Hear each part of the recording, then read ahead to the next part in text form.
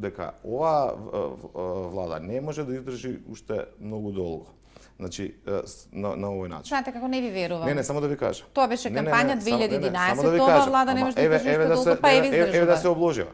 Значи, јас ќе се обложам дека многу брзо, и тоа во наредните неколку месеци, тоа ќе почне тивко пред тоа ќе подлезат медиумите и ќе дојде до зголемување на акцизата кај цигарите и алкохолот.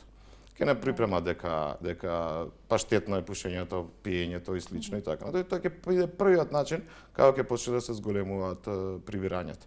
Ќе измислат и други нефискални начини на тоа како измислуваат и ние сме толерантни на измислувањето.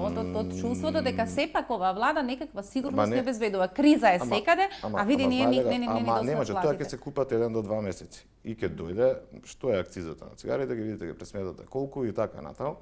1-2 месеци ќе купите со тоа, набрзо ќе мора да дојде до тоа да го зголемува некој од даноците.